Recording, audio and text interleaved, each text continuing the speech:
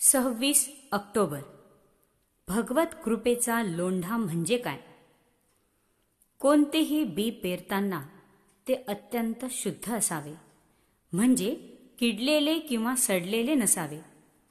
भगवंताशिवाय दुसऱ्या कोणत्याही फळाच्या हेतूने केलेली भक्ती ही सडलेल्या बीजासारखी आहे.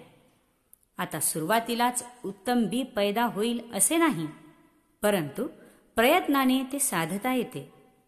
पुष्कळ वेळा काहीतरी ऐहिक सुखाच्या इच्छेने मनुष्य भक्ती करायला लागतो, म्हणजे त्यावेळी तो सडके बी पेरीत असतो.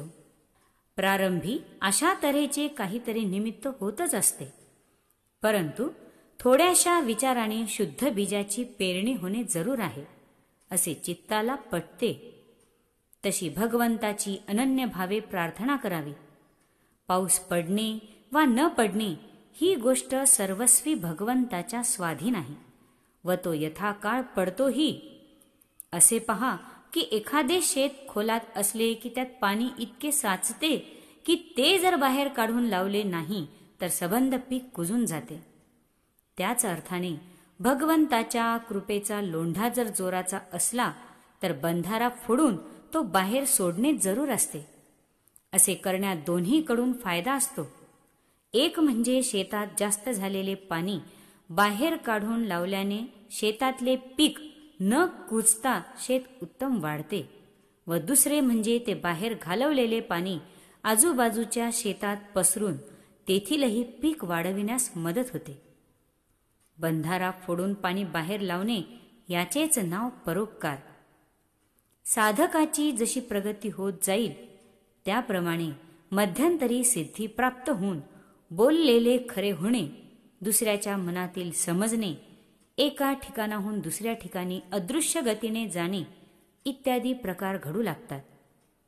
अशा वेळी मोहाला बळी न पडता त्यांचा उपयोग स्वार्थाकडे न होईल अशी खबरदारी घेणे जरूर असते आणि उपयोग करायचाच झाल्यास दुसऱ्याचे काम करण्यात म्हणजे परोपकारात व्हावा. यालाच बांध फोडून पाणी बाहेर लावणे असे म्हणता येईल. भगवंत आहे असे आपल्याला म्हणता येत नाही, कारण आपण तसे वागत नाही, आणि भगवंत नाही असेही आपणास म्हणता येत नाही, कारण तो आहेच आहे. सोन्याचे निरनिराळे दागिने केले तरी सोने जसे एकच असते, तसे भगवंताने निरनिराळे खेळ केले तरी भगवंत हा एकच आहे. एकच मनुष्य ज्याप्रमाणे निरनिराळे पोशाख घालतो त्याचप्रमाणे एकाच भगवंताचे निरनिराळे आविष्कार होत असतात. माणसाला कितीही शक्ती व युक्ती असली तरी भगवंता वाचून ती व्यर्थ आहे. ती शक्ती व युक्ती वेळेवर उपयोजिली पाहिजे.